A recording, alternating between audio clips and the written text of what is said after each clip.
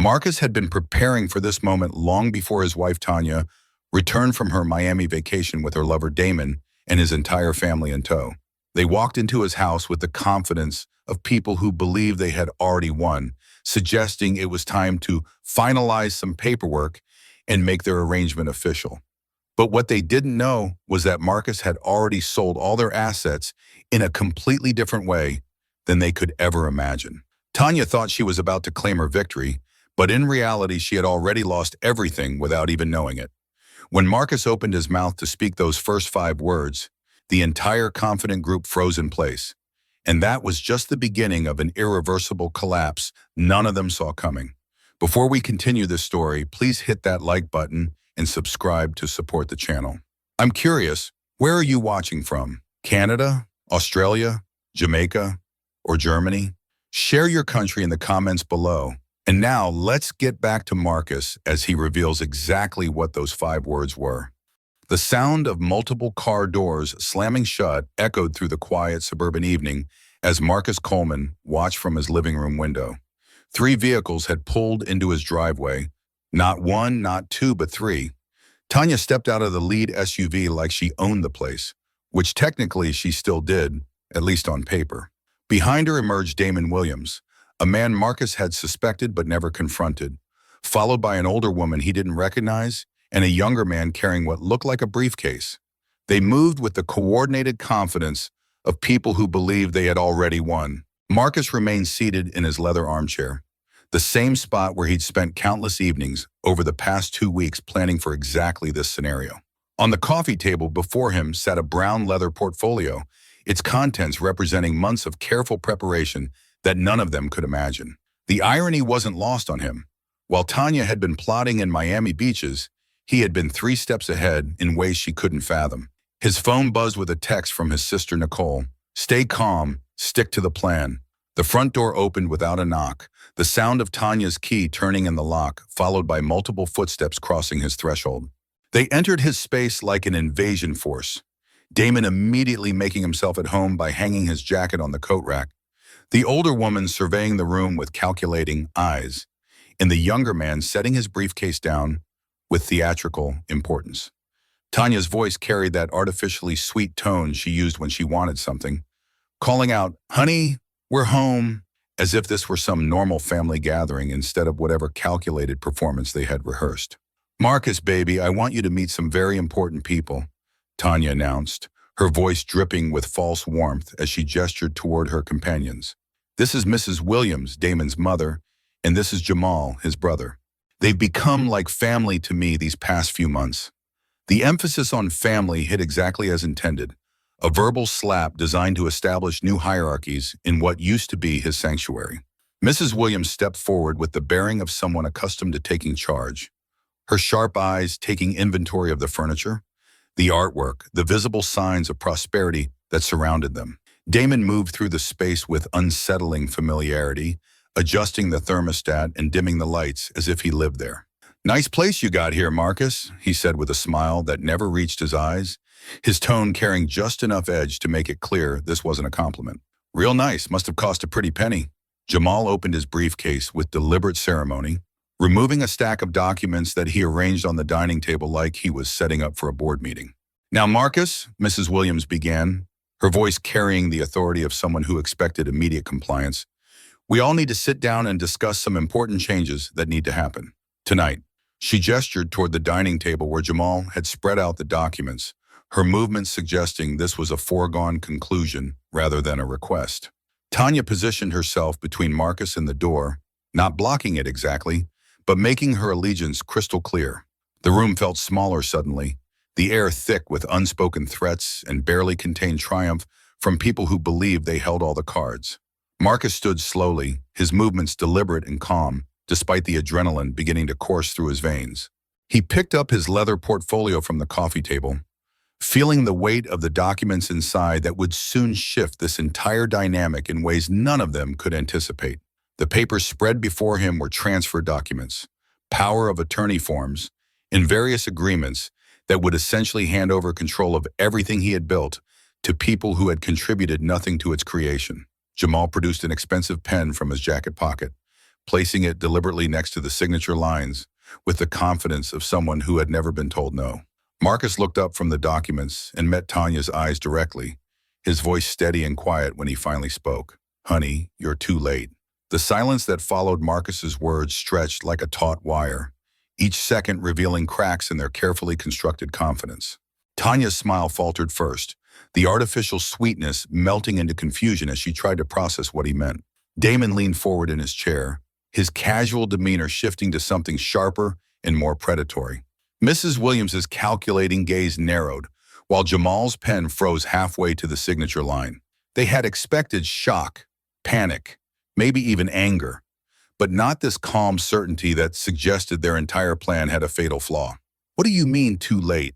Tanya's voice carried a forced laugh, but Marcus could hear the tremor beneath it. She moved closer to the table, her manicured fingers drumming against the polished wood in a rhythm that betrayed her growing anxiety. "Baby, these are just formalities. We talked about this before I left, about making some changes to how we handle our finances." The lie rolled off her tongue with practiced ease, but her eyes kept darting to Damon for reassurance.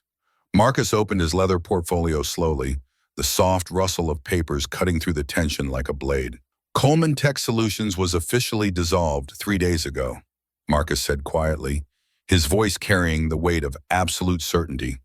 "The assets were liquidated and transferred to an escrow trust that requires both parties' consent for any withdrawals." He pulled out a single sheet of paper, placing it on the table where everyone could see the official letterhead and legal stamps. Tanya's face went white as she read the document, her lips moving silently as she tried to comprehend the implications. The joint checking account that had funded her Miami vacation, the business credit cards, the merchant accounts, all of it had been systematically dismantled while she was living it up on South Beach. Damon's chair scraped against the hardwood floor as he stood abruptly, his earlier confidence evaporating into barely controlled aggression. "You can't just dissolve a business without your wife's consent," he snapped, his voice rising for the first time since they had arrived. "That's illegal. That's financial abuse." But even as he spoke, Marcus could see the doubt creeping into his expression. This wasn't the scared, desperate husband they had expected to intimidate into submission. This was a man who had been planning his moves while they were making theirs, and the realization was starting to dawn on all of them. "Actually," Marcus replied, his tone remaining frustratingly calm, "under Delaware corporate law and our operating agreement, either managing partner can initiate dissolution procedures in cases of irreconcilable differences or breach of fiduciary duty."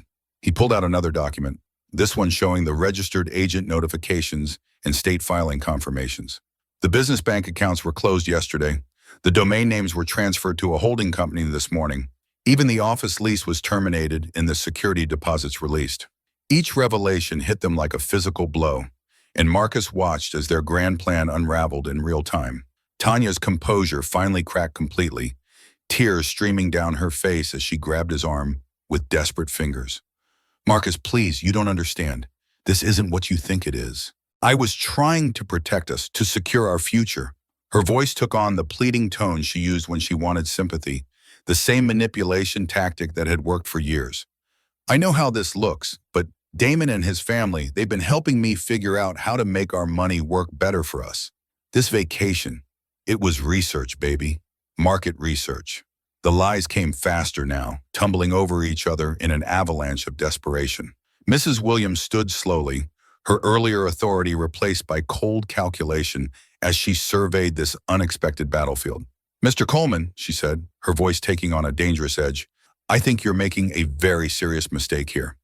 My family has invested considerable time and resources into helping your wife understand her options. We've made commitments based on certain expectations, and those commitments need to be honored." The threat was barely veiled now, the pretense of friendship stripped away to reveal something much more sinister underneath. Jamal had been unusually quiet during this exchange, but now he leaned back in his chair with a smile that chilled Marcus to the bone. "You know, Uncle Marcus," he said, the false familiarity making his skin crawl, "maybe you should think about what's best for everyone here. We're not just talking about money anymore. We're talking about family reputation, about what happens when people find out you abandoned your wife when she needed you most." The implications hung in the air like smoke, and Marcus realized this had never been just about financial gain. We need that money to close on the condo for my son, Mrs. Quinn, Williams added, her mask finally dropping completely to reveal the predator beneath. The admission hung in the air like a confession, and Marcus felt the final piece of the puzzle click into place. Mrs. Williams realized her mistake immediately, her hand flying to her mouth as if she could somehow pull the words back. But it was too late. The carefully constructed narrative about love and family had just revealed its true foundation. This wasn't about Tanya finding happiness with Damon. This was about using Marcus as a financial stepping stone for the Williams family's real estate ambitions.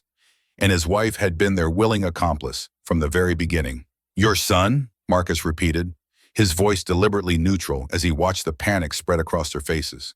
Damon shifted uncomfortably, suddenly finding the ceiling fascinating, while Jamal's earlier smugness evaporated into something resembling fear. Tanya looked like she wanted to disappear into the floor, her earlier tears now flowing for entirely different reasons. The vacation in Miami hadn't been a romantic getaway. It had been a business trip to secure financing for a property purchase that required Marcus's credit score and income verification. Everything made perfect sense now, from the timing of their relationship to the urgency of tonight's document signing. "It's not what you think," Tanya stammered, reaching for his hands with desperate intensity. "Yes, we looked at some properties while we were there, but it was for us, baby, for our future together. The Williams family has been so generous, so welcoming, and I thought maybe we could all invest together." Her voice cracked with each word, the elaborate lie crumbling under the weight of her mother-in-law's careless honesty. Marcus could see the exact moment she realized how pathetic she sounded, how transparent her manipulation had become. The woman who had once commanded board meetings was now grasping at straws like a drowning person. Damon finally found his voice, but the smooth confidence from earlier had been replaced by something raw and defensive. "Look, Marcus, my mother misspoke. What she meant was..." But Mrs. Williams cut him off with a sharp look that could have frozen fire. The family dynamic was becoming clearer by the minute, and Marcus realized that Damon wasn't the mastermind here. He was just another tool, albeit a willing one, in his mother's larger financial strategy. The revelation shifted the entire power structure in the room, exposing layers of manipulation that went far deeper than a simple affair. "No, Damon," Mrs. Williams said, her voice regaining some of its earlier authority. "Mr. Coleman is clearly more perceptive than we gave him credit for. Perhaps it's time for complete honesty." She turned to face Marcus directly, her expression hardening into something that belonged in a boardroom rather than a living room. "My family has worked very hard to get where we are, and sometimes opportunities arise that require creative partnerships. Your wife understood that. She understood that her individual happiness was less important than what we could all accomplish together." The words were delivered like a business proposal, clinical and cold. Marcus leaned back in his chair, finally allowing himself a small smile that made all of them visibly uncomfortable. "So the Miami vacation was actually a mortgage application meeting," he said, not really asking, but stating the obvious conclusion. "You needed my income documentation, my credit profile, probably my tax returns, to qualify for the financing." Tanya's face went pale as he continued, his voice never rising above conversational level. "And tonight's little signature party was supposed to give you legal access to everything you needed to complete the purchase." The beautiful simplicity of their plan was actually impressive, if you could ignore the complete betrayal at its foundation. Jamal had been quietly packing his documents back into his briefcase, clearly recognizing that their strategy had failed spectacularly. "Uncle Marcus," he said, his earlier false familiarity now sounding desperate rather than manipulative. "Maybe we could work something out, a partnership of sorts. We're not unreasonable people." But Marcus could hear the underlying threat in his tone, the suggestion that refusing their generous offer might have unpleasant consequences. These were people accustomed to getting what they wanted, and they weren't used to being outmaneuvered by their intended victims. "Here's what's going to happen," Marcus said quietly, his voice cutting through their increasingly frantic energy like a knife through butter. "You have two choices. You can sign the papers acknowledging that all joint assets have been legally separated and that any further claims will be handled through proper legal channels." He paused, letting the weight of his words settle over them like a blanket. "Or you can continue down this path and discover exactly how prepared I've been for this conversation." The leather portfolio on the table seemed to grow heavier with implication, its contents still largely mysterious, but clearly threatening to their carefully laid plans. The silence that followed was different from before, charged with the electricity of a standoff where both sides finally understood the stakes. The next 48 hours brought exactly the response Marcus had anticipated. Tanya's social media profiles, which had been carefully curated showcases of their seemingly perfect marriage, transformed overnight into testimonials of victimhood and financial abuse. Her post painted Marcus as a controlling husband who had systematically isolated her from family and friends, manipulated their finances to keep her dependent, and finally snapped when she tried to assert her independence. The comments section filled with sympathetic responses from friends who had no idea they were getting a carefully edited version of the truth. But Tanya's digital campaign was just the opening salvo. Within hours, Marcus began receiving concerned calls from business partners who had been contacted by friends of the family, expressing worry about his mental state and his recent erratic financial decisions. His assistant forwarded him emails from clients who had received anonymous tips about his ongoing domestic issues and their potential impact on his professional reliability. The Williams family had clearly done their homework, identifying every important relationship in his professional and personal networks and systematically poisoning each well with just enough truth to make their lies believable. Marcus sat in his downtown office reviewing the stack of legal documents his attorney, Sarah Mitchell, had prepared over the past 2 weeks. Each page represented a layer of protection he had built while his wife was busy planning his financial destruction in Miami beach bars. The operating agreement that dissolved Coleman Tech Solutions included specific clauses about misrepresentation and breach of fiduciary duty. The prenuptial agreement contained fraud protection provisions that activated when either party attempted to manipulate shared assets for personal gain. Even the timing of his asset transfers had been carefully orchestrated to comply with Delaware corporate law and federal financial regulations. "Your wife is playing a dangerous game," Sarah observed, setting down her coffee cup with deliberate precision. "These social media posts could constitute defamation if we can prove they're knowingly false. And these anonymous contacts to your business partners cross the line into tortious interference." She pulled up Tanya's Instagram account on her laptop, scrolling through the carefully staged photos of tears and inspirational quotes about surviving financial abuse. She's building a narrative that positions her as the victim, but she's also creating a permanent record of false statements that we can use against her. The phone on Marcus's desk buzzed with another incoming call from a concerned colleague, the fifth one that morning.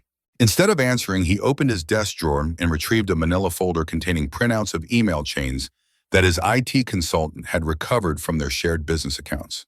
The messages painted a very different picture from Tanya's victim narrative. Detailed discussions about property values in Miami, strategies for accessing Marcus's business credit lines, and timeline negotiations with mortgage brokers who specialized in complex financial situations. Every single communication had been preserved and documented according to federal record-keeping requirements. Marcus's phone chimed with a text message from his sister Nicole. "Channel 7 wants to interview you about the domestic abuse allegations. I told them no comment, but they're persistent." The media attention was accelerating faster than even he had anticipated, which meant the Williams family had contacts in journalism as well as real estate. Their strategy was becoming clear: create enough public pressure and professional embarrassment to force him into a settlement that would give them access to his assets.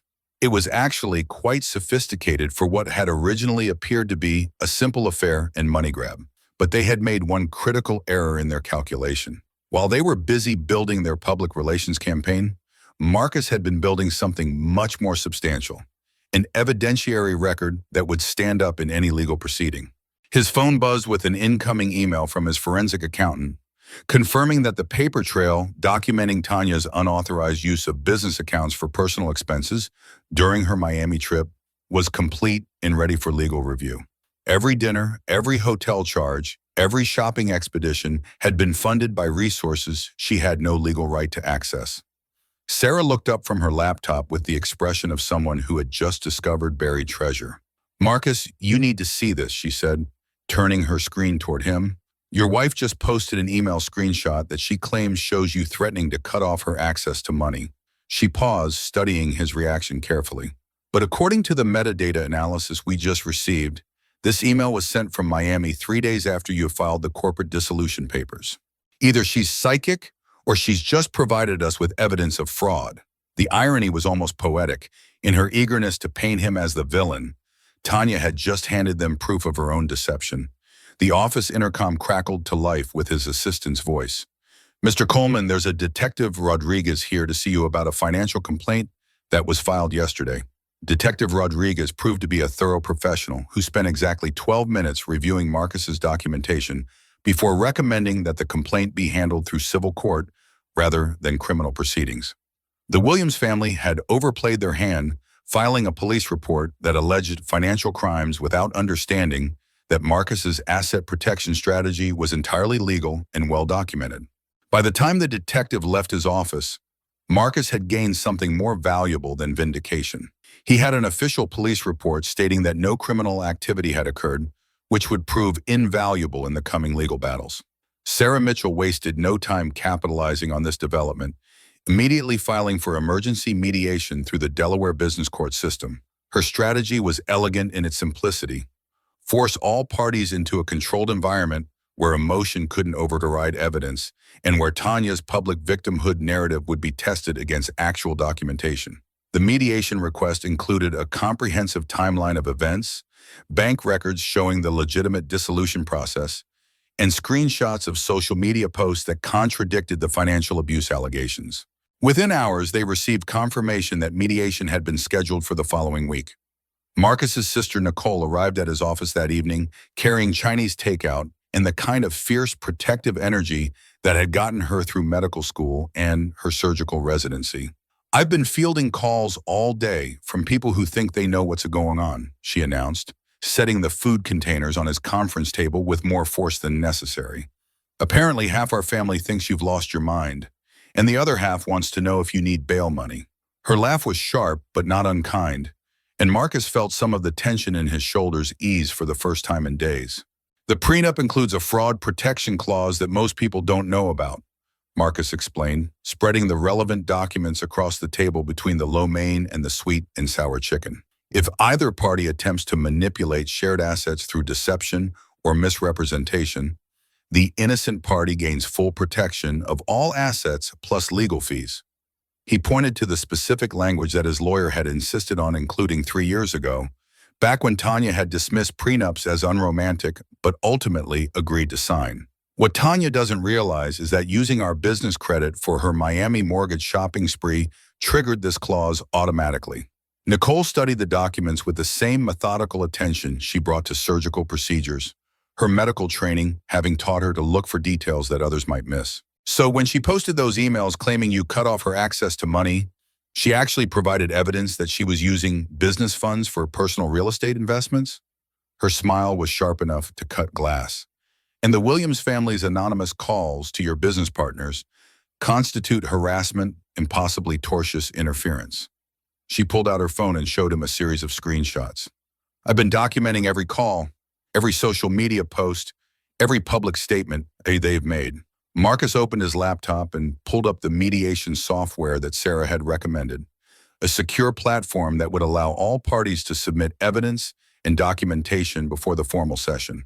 The system was designed to prevent ambush tactics and ensure that everyone came to the table with full knowledge of the opposing party's position. He began uploading bank statements, corporate dissolution filings, and the forensic accountant's analysis of Tanya's spending patterns during her Miami vacation. Each document was tagged and cross-referenced, building an unassailable foundation for his position. The phone buzzed with an incoming call from an unknown number, and Nicole gestured for him to put it on speaker. Tanya's voice filled the room, shaky and desperate in a way that sounded nothing like the confident woman who had walked into his house with her entourage just days earlier. "Marcus, baby, I think there's been a huge misunderstanding. The Williams family, they're not who I thought they were. They've been pressuring me to do things, to say things that aren't true."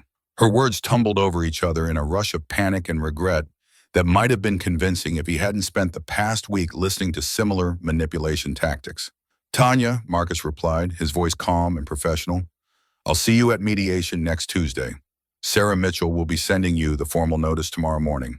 He paused, letting the weight of legal inevitability settle between them. "And Tanya, bring your own attorney. You're going to need one. The line went quiet for a long moment before the click of disconnection echoed through the room, leaving Marcus and Nicole to contemplate the final phase of a battle that had been decided before it even began. Nicole raised her takeout container and mock toast. Here's to being prepared for war while they were planning a vacation.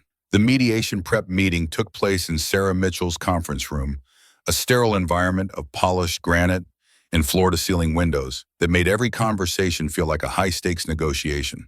Tanya arrived 30 minutes late, flanked by a court-appointed legal aid attorney who looked like he'd rather be anywhere else, and Damon Williams, who had apparently appointed himself as her emotional support system. The Williams family matriarch was notably absent, a strategic retreat that suggested their confidence had taken a significant hit since the police complaint had been dismissed without charges.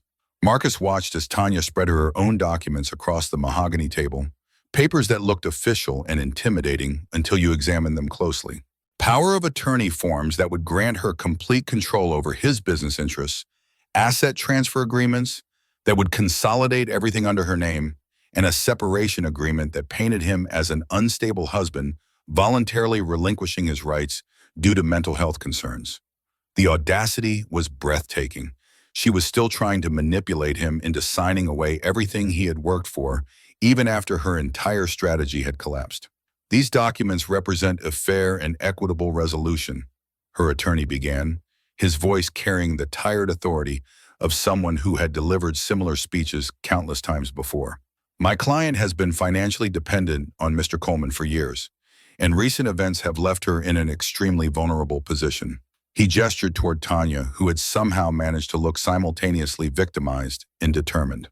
She's prepared to be reasonable, but she needs security and protection from further financial manipulation. The performance was polished, but Marcus could see the desperation underneath. Damon leaned forward in his chair, his earlier charm replaced by something harder and more calculating. Marcus, man, I think you're making this more complicated than it needs to be, he said, his tone suggesting they were old friends working through a minor disagreement. Tanya loves you, she's always loved you, but sometimes love means making hard choices about the future. His words carried the practiced smoothness of someone accustomed to talking people into bad decisions. These papers just formalize what's already happening. You've already moved the money around, so why not make it official? But Marcus had been expecting this exact scenario, and he pulled out his own set of documents with the calm satisfaction of someone who had been planning this chess move for weeks. Actually, Damon, he said, opening the folder to reveal the operating agreement that governed their dissolved business partnership, there's a clause in our original corporate structure that you might find interesting. He pointed to Section 12, subsection C, which outlined the consequences for attempted manipulation or coercion of business assets. Any attempt to gain unauthorized control over corporate assets through fraud or misrepresentation results in immediate forfeiture of all claims. Tanya's face went white as she read the legal language, her eyes darting between the document and Marcus's expression as the implications became clear. Her attorney frowned, clearly seeing the problem but not yet understanding its full scope. This operating agreement was signed 3 years ago, Marcus continued, his voice never rising above conversational level. The same day Tanya signed our post-nuptial agreement, which contains identical language. He pulled out another document, this one bearing Tanya's signature and the notary seal that made it legally binding. Fraud protection was always part of our financial structure. The room fell silent except for the sound of papers rustling as Tanya's attorney frantically reviewed the documents she had apparently never read carefully. Damon's confident demeanor began to crack as he realized that his smooth talking had just led them into a legal trap that had been waiting for years. That's not fair, he said, his voice losing its practiced charm and revealing something petulant and desperate underneath. You can't just hide clauses in contracts and then spring them on people later. That's manipulative. The irony of his complaint would have been funny if the stakes weren't so serious. Marcus leaned back in his chair, finally allowing himself a small smile that made everyone in the room visibly uncomfortable. Damon, he said quietly, you just admitted that you and your family made a deal with a mortgage broker in Miami using financial information that wasn't yours to share. The silence that followed was deafening, broken only by the sound of Sarah Mitchell's pen scratching notes across her legal pad. That's fraud, conspiracy, and identity theft all in one convenient package. Sarah looked up from her notes with the expression of a predator who had just spotted wounded prey. Mr. Williams, she said, her voice carrying the weight of absolute legal authority, you have just confessed to multiple felonies in front of witnesses and a court reporter. The mediation room at the Delaware Business Court felt like a surgical theater, all clean lines and bright lights that left nowhere to hide. Mediator Richard Hayes had the kind of weathered authority that came from 30 years of listening to people lie about money, and his opening remarks made it clear that this session would be governed by evidence rather than emotion. Marcus sat across from Tanya and her legal aid attorney, while Damon had been relegated to the observer section after Sarah Mitchell successfully argued that he had no standing in what was fundamentally a marital dispute. Tanya had clearly prepared for this moment, her appearance carefully calibrated to project vulnerability without appearing weak. She wore a simple navy dress and minimal makeup, her usual designer accessories replaced by a plain wedding band that caught the fluorescent light as she gestured.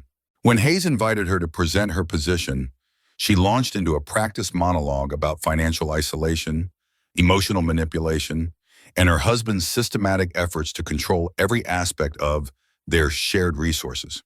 Her voice cracked at precisely the right moments, and she dabbed at her eyes with tissues that seemed to appear from nowhere. Mr. Hayes, she said, her voice trembling with what sounded like genuine emotion, I've been married to Marcus for 6 years, and during that time he's made every major financial decision without consulting me. I wasn't even allowed to have my own credit cards or access to our business accounts.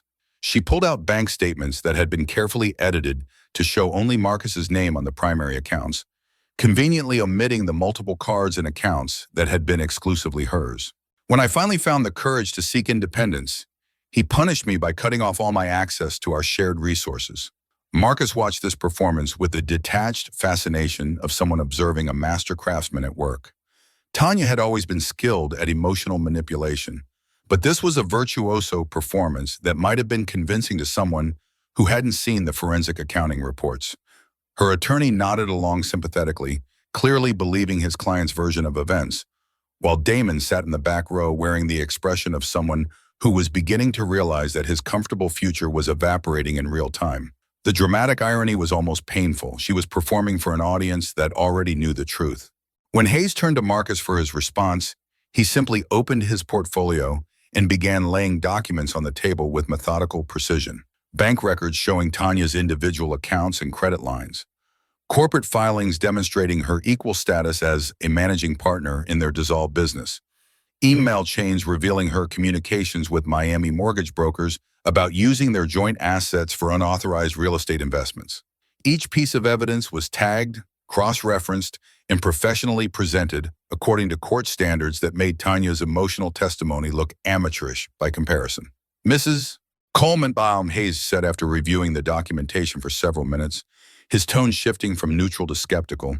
These records show that you had independent access to significant financial resources throughout your marriage. He held up a credit card statement showing charges in Miami during the time period when you claimed to have been financially isolated.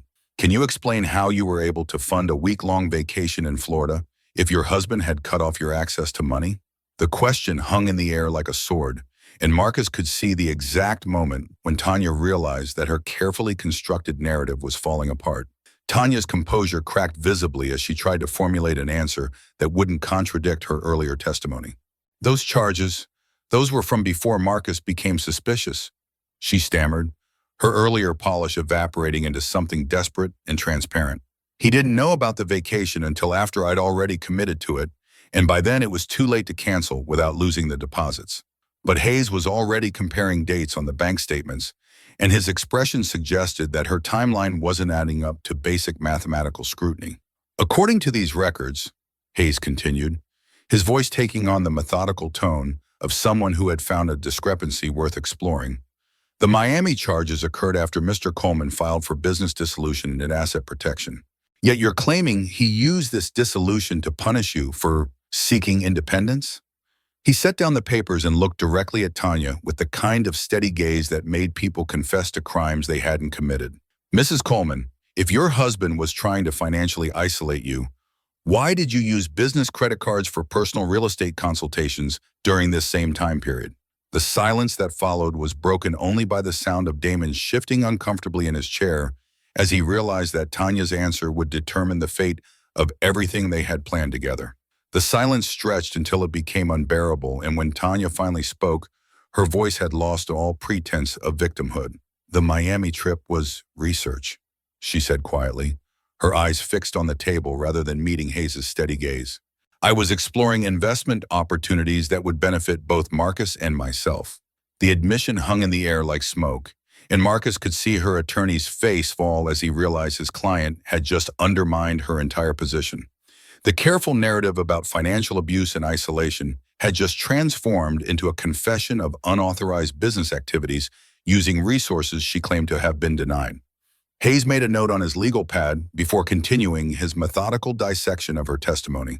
"Mrs. Coleman, these mortgage consultation fees were paid using business accounts that you now claim were used to isolate you financially?" His tone remained neutral, but Marcus could see the mediator's patience wearing thin as the contradictions mounted. "And according to these email records, you discussed using your husband's income documentation for loan pre-approval without his knowledge or consent." Each question drove another nail into the coffin of her credibility, and Marcus watched as Damon's expression shifted from confident support to barely concealed panic. In the observer section, Mrs. Williams whispered something urgent to her son, and Marcus caught enough of it to understand that the family was reconsidering their investment in this particular strategy. Damon's earlier bravado had completely evaporated, replaced by the hollow-eyed look of someone who was beginning to calculate the personal cost of his association with this legal disaster. When Hayes asked if he had any relevant information to add to the proceedings, Damon shook his head so vigorously that his mother had to steady his shoulder. The united front that had seemed so formidable in Marcus's living room was disintegrating under the fluorescent lights of institutional scrutiny. "Mr. Coleman," Hayes said, turning his attention to Marcus and Sarah Mitchell, "your documentation appears to show that the asset protection measures were implemented in response to unauthorized use of business resources for personal real estate ventures." He gestured toward the timeline that Sarah had constructed, which showed a clear progression from discovery of the unauthorized activities to legal protection of remaining assets. "The dissolution of Coleman Tech Solutions appears to have been a defensive measure rather than a punitive one." The formal validation felt like vindication, but Marcus found himself feeling oddly empty rather than triumphant. Tanya's attorney requested a brief recess to consult with his client, and Marcus watched through the glass partition as they engaged in what appeared to be a heated discussion about legal strategy and realistic outcomes. He could see Tanya's gestures becoming more animated as her attorney apparently explained the difference between what she had hoped to achieve and what was actually possible given the evidence against her.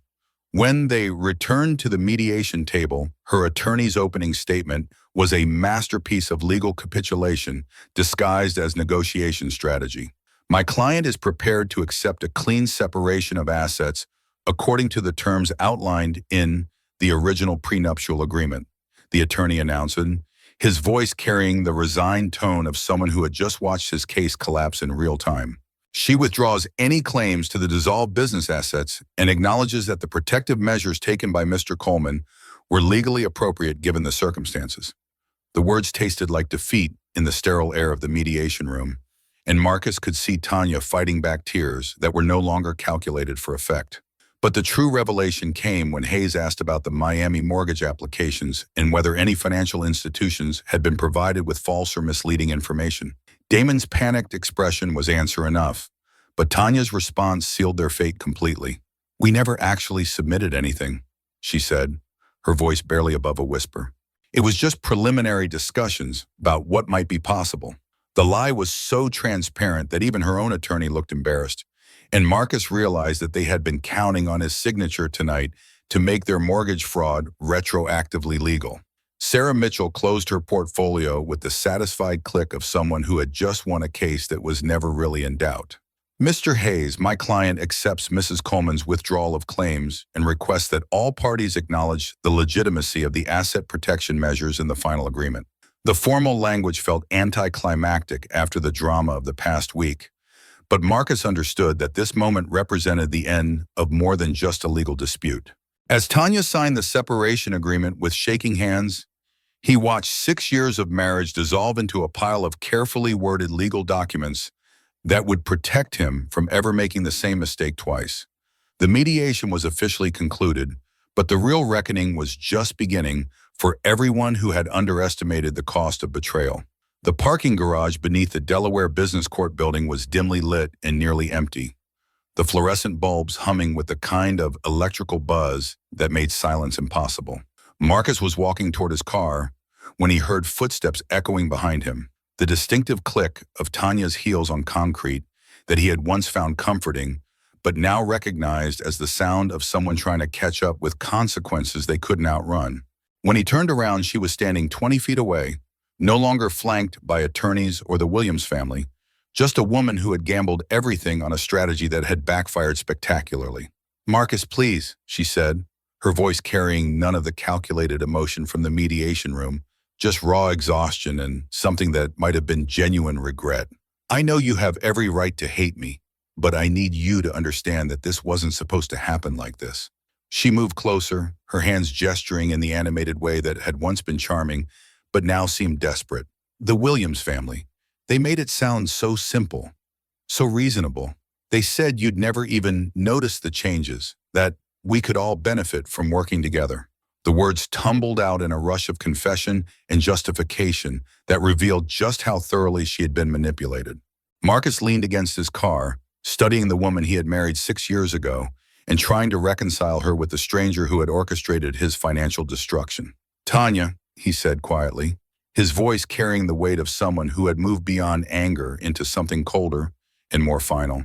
"You signed illegal documents without reading them. You used our business accounts to fund real estate speculation, but with people you'd known for 6 months. You filed false police reports and defamed me on social media.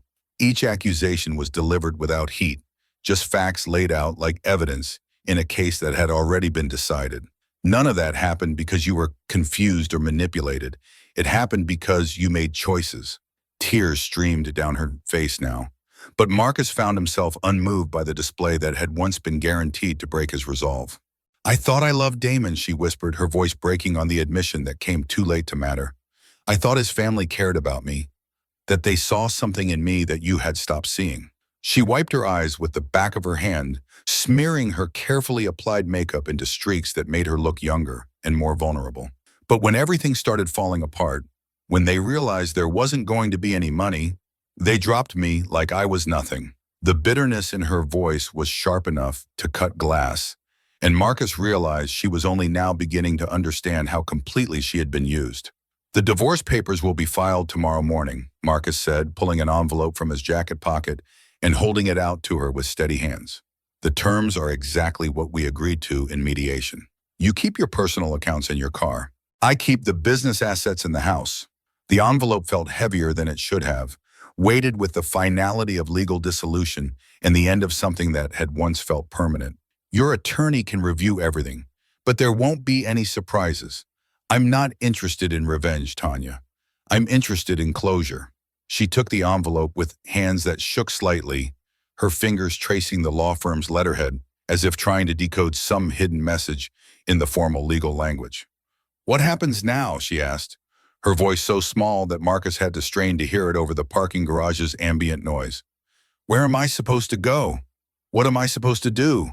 The questions revealed the depth of her dependence on others to define her path, a pattern that had led her from Marcus's protection directly into the Williams family's exploitation. "I don't even know who I am anymore without someone telling me what I should want." Marcus felt something that might have been pity, but it was tempered by the memory of watching her perform for the mediator while her attorney unknowingly argued a case based on lies she had fed him. "You figure out who you are when nobody else is writing your script," he said, his words carrying the hard-earned wisdom of someone who had been forced to rebuild his entire life in the space of 2 weeks. "You learn to make decisions based on what you actually want instead of what other people convince you to want." He paused, studying her face in the harsh fluorescent light that revealed every line of stress and exhaustion that had accumulated over the past week. "From now on, Tanya, you're responsible for your own choices," Marcus said, opening his car door and preparing to drive away from this chapter of his life forever. "And I'm no longer your safety net." 5 months after the mediation, Marcus stood in his new downtown office overlooking the harbor, watching cargo ships navigate channels that had been dredged deeper to accommodate the changing needs of commerce. The view reminded him that adaptation was survival, and that sometimes what looked like destruction was actually renovation. Coleman Consulting had emerged from the ashes of his dissolved partnership stronger and more focused, with 3 new clients who appreciated his methodical approach to risk management and asset protection. The irony wasn't lost on him that his personal disaster had become his professional specialty. His sister Nicole knocked on the doorframe, carrying 2 cups of coffee and wearing the satisfied expression of someone who had just finished reviewing quarterly profit reports. "Your ex-wife's social media posts have gotten interesting," she said, settling into the chair across from his desk and pulling up Tanya's Instagram on her phone. Apparently, she's discovered empowerment through independence and is sharing her journey of self-discovery with the world. The post showed Tanya in various yoga poses and motivational quotes about finding your authentic self, but Marcus noticed that the Williams family was conspicuously absent from her new narrative of personal growth. "Damon's family lost the Miami condo," Nicole continued, scrolling through local real estate news on her tablet. "The mortgage application was rejected when the bank discovered the income documentation issues, and they couldn't qualify for alternative financing." She paused, looking up at Marcus with raised eyebrows. "Word is that Mrs. Williams is facing fraud charges related to other mortgage applications she submitted using similar tactics.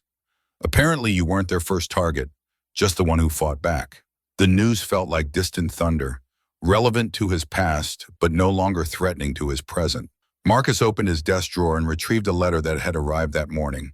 Official letterhead from a family law firm announcing that Tanya's divorce had been finalized and that all claims between the parties had been resolved according to the mediation agreement. The envelope also contained his original wedding ring, which she had apparently kept until the very end, and a short handwritten note thanking him for teaching her the difference between love and manipulation. He read it once, then filed it away with the rest of the documents that marked the transition between chapters of his life. The afternoon sun shifted through the office windows, casting long shadows across the financial reports and legal documents that represented his rebuilt professional foundation. Marcus's story teaches us that protecting yourself isn't selfish. It's the foundation of respecting others. When someone tries to manipulate your trust and resources, setting clear boundaries isn't revenge. It's self-preservation. The most important lesson you can teach someone is that actions have consequences, even when those consequences arrive later than expected. Real strength comes from preparation, not retaliation. True victory means walking away with your dignity intact rather than destroying others who tried to destroy you. The greatest gift you can give someone who betrayed you is the opportunity to learn from their mistakes without your continued involvement in their life. What would you have done if you discovered your partner was planning to use your assets for someone else's benefit? Share your thoughts in the comments below and give this video a like if Marcus's strategic approach inspired you. Thanks for watching, and I'll see you in the next video.